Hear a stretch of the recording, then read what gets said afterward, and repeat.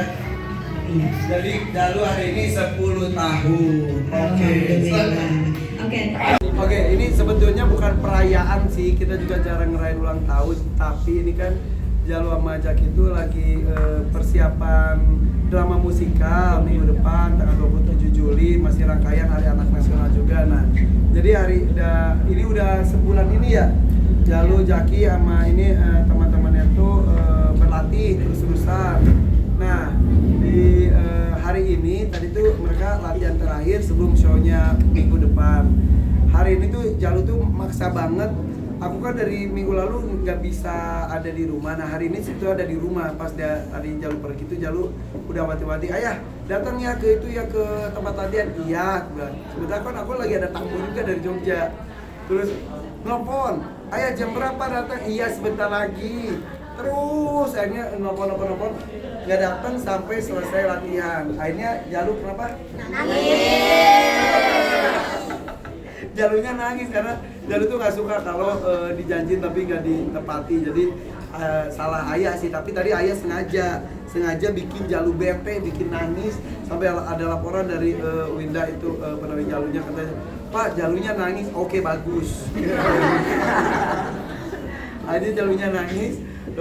Pulang latihan, skenarionya adalah ini teman-temannya langsung pura-puranya bubar ya, pura-puranya bubar. Akhirnya datang sini duluan. Jalu dibikinnya tuh bikin pulang udah kondisi bete banget bareng Jaki, bete pulang, pas pulang terus gitu, ya udah deh kita makan dulu, makanlah kesini pas masuk udah kita semuanya ngasih kejutan gitu.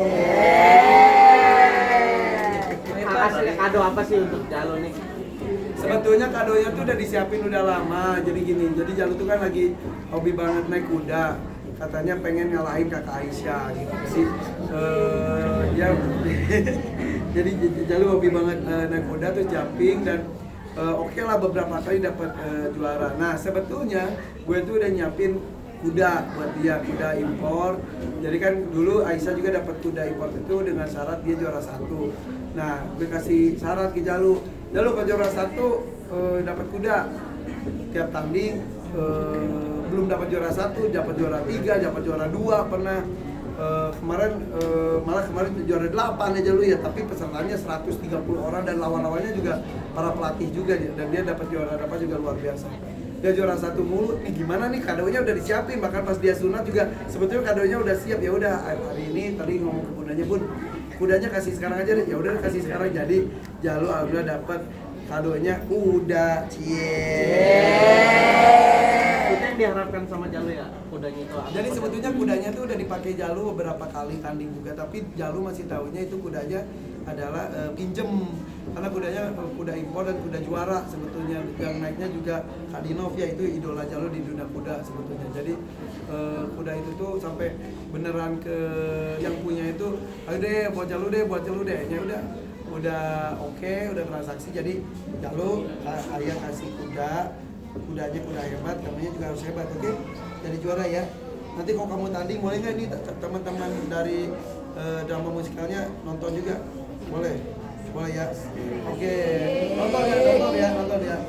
Minggu depan tanggal 27 kan mereka pentasnya ya. Tanggal 7. Jadi ini mereka di kontrak sama Galeri Indonesia Kaya, maksudnya untuk tampil itu profesional tampil sehari 2 kali, jam 3 sama jam 7 ya. Ini latihan udah terus-terusan, jadi minggu depan udah JR. Tanggal 27 harusnya Jalu juga tanding kuda, tapi karena tampil di drama musikal, jadi 27-nya tampil. 28-nya mereka mau nonton nggak? Mau ajakin nonton nggak? Pulangnya ngapain gitu ya? Tanggal 28 nonton Jalu kuda ya? Oke, jangan juara. Siap. Oke, iya nggak? Iya. Nilai harganya berapa sih ya kudanya? Nggak tahu. Kisaran aja. Jenis kudanya apa juga? WB Woblat itu kuda dari luar lah, dari pola Jerman, Belanda gitu. Dan itu poni WB itu ya kuda nggak poni pendek, kuda poni WB itu apa ya Jalu ya?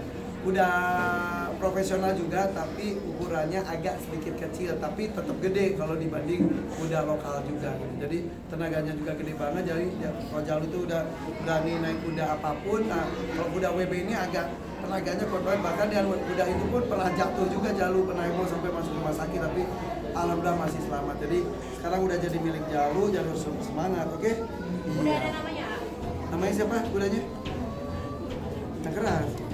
Pupi, nama kudanya Pupi. Kok kayak kebal ya? Namanya Pupi. Oh anak anjing Pupi ya. Ya pokoknya nama kudanya tuh Pupi. Jadi itu dipersiapkan buat Jalu sih udah jauh hari sebetulnya. Kalau kakak mungkin Jalu semakin besar, semakin banyak kegiatan yang mungkin sebagainya. Seru banget, jadi tidak hanya Jalu, Aisyah, Rakana, Raina, Jaki juga. Gue tuh mungkin mereka ngelihat bapaknya tuh kegiatannya nggak pernah satu yang terus-terusan gitu. Jadi mereka tuh ya kayak di minggu itu ya aku sibuk banget ya, sekolah, latihan koreo bareng teman-temannya ini, kemudian juga latihan kuda buat tanding di minggu yang sama. Jadi sibuk banget, belum lagi latihan vokal dan lain sebagainya. Jadi senang sih, maksudnya gue sebagai bapak cuma bisa membekali anak-anak gue untuk bisa serba bisa. Itu harus, karena kan gue gak bisa dampingi mereka selamanya. Jadi ketika mereka sudah bisa bareng gue karena berbagai macam faktor, maka harus bisa menghadapi apapun kerasnya dunia gitu. Jadi harus bisa apapun, jadi hobi apapun jalani ke depannya, kan bisa jadi hobi tersebut jadi profesi ataupun jadi penyeimbang kehidupan seperti itu.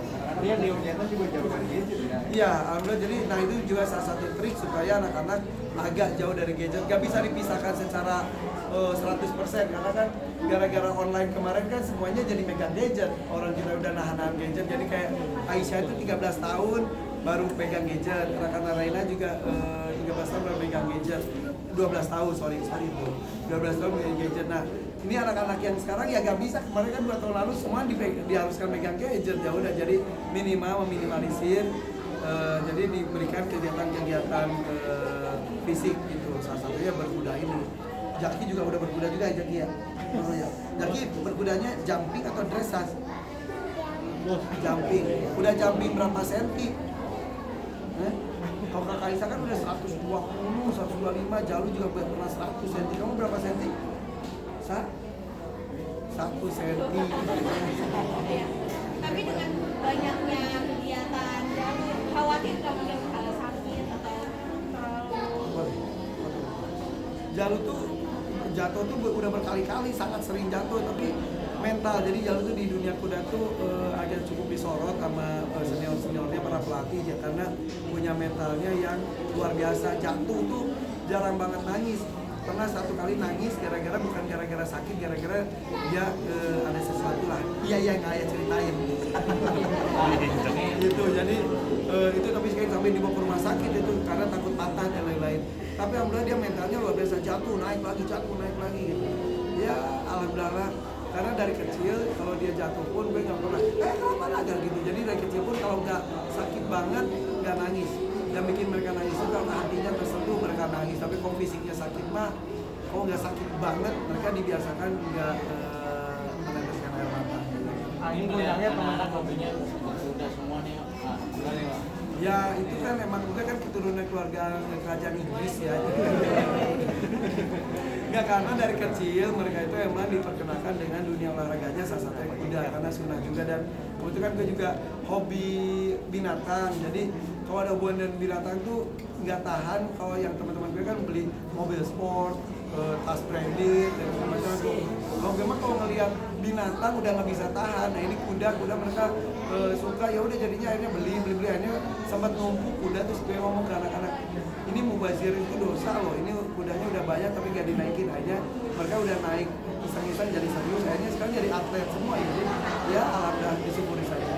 Anak-anak aktif di sport juga entertain kan? Sebenarnya harapan ke arah itu. Jadi hidup itu harus seimbang gitu. Jadi selain olahraga, olah rasa juga, dan harus seimbang. Jadi berkesenian seperti ini, teman-teman juga kan berkesenian itu supaya hatinya juga halus, lembut, tapi harus kuat dengan olahraga itu sendiri gitu. Nah, tapi kan ada kalau dari kecil ada anak sering nih, misalnya katanya akan bosan. Khawatir akan hal itu nggak sih? Kalau bosan ya bosan nggak apa-apa, yang penting nggak dipaksain. Mereka juga ini juga nggak dipaksain, mereka senang menjalaninya. Ya udah, ketika bosan kita aja udah gini juga kadang-kadang bosan. Kalau bosan ya udah rehat dulu, entar lanjutin lagi. Tapi yang paling penting adalah harus tanggung jawab. Itu anak-anakku tahu tanggung jawab dengan pilihannya. Pilih mau apa, berkuda, ya udah tanggung jawab dengan berkudanya. Jadi dengan capeknya dia lain-lain gak ada mengeluhnya mereka. Nah, kalau untuk pendidikan sendiri khawatir nggak sih mereka akan luput nih gitu? Oh, justru semakin sibuk semakin semangat gitu ya. Ini anak-anak ini juga anak-anak sibuk banget, tapi prestasi sekolahnya juga rata-rata anak-anak yang kegiatannya banyak itu justru nilainya juga bagus karena mereka tuh terbiasa untuk memanfaatkan waktu yang ada. Jadi nggak ada leye-leye, nggak ada gitu-gitunya ya. Jadi semua kegiatan tuh harus dimaksimalkan gitu. Ini konsepnya semua biru-biru dan mengundang teman-teman yang jalur dokumentasi gitu. Ya, emang Jalu hobinya warnanya biru, Jaki itu warnanya kuning, dan mereka tuh kalau kita tuh kalau latihan tuh suka ada dress code-nya ya. Hari ini merah, biru, putih gitu. Nah sekarang itu sengaja biru karena emang sudah dikonsepkan pulangnya mau ngasih kejutan gitu. Jadi ini seru nih, ini sebetulnya tahun lalu kita udah mengadakan konser juga drama musikal, terus ketagihan ya. Dan tahun ini justru diminta oleh pihak tempatnya untuk mengisi salah satu rangkaian Hari Anak Nasional. Jadi kita sebagai orang tua kan kadang-kadang prihatin kok tontonan segala macam itu lagu-lagu kok banyaknya dewasa, anak-anak nyanyi lagu dewasa. Makanya jangan ngomong aja, kita beraksi. Nah dengan cara memberikan tempat pada anak-anak yang luar biasa ini, acting, singing, dancing ya, iya segala macam ini. Dan mereka tuh jadi kan gue di Dakins Junior tuh kan ada panggung bonekanya tuh kayak si Unyil gitu, namanya tuh Jalu Jaki karakternya tuh. Nah dibikin musikalnya, jadi musikalnya tuh anak-anaknya ada yang jadi tukang penjual warung, ada yang jadi hansip, siapa hansip? Yang jadi hansip, kemudian ada jadi penjaga marbot masjid, siapa? Romli ini, kemudian ada ustadznya mana? Ustadznya jadi Romli lagi. Romli itu adalah orang Papua, anak Papua. Amin ini anak Sunda. Kemudian ada anak Jawa tuh Lasmi, ini Lasmi. Dan gitu terus ada ibu-ibunya juga. Ini ibunya Romli. Jadi ibu-ibunya, bapak-bapaknya jadi anak-anak kecil semua, jadi seru banget. Jadi ya itu gue sebagai produser mereka juga seru terbaik, dan mudah-mudahan tidak hanya di Hari Anak-anak Nasional saja, mudah-mudahan ada tempat panggung-panggung lainnya untuk mereka. Mendukung prestasi anaknya di Hari Anak mungkin seperti apa nih?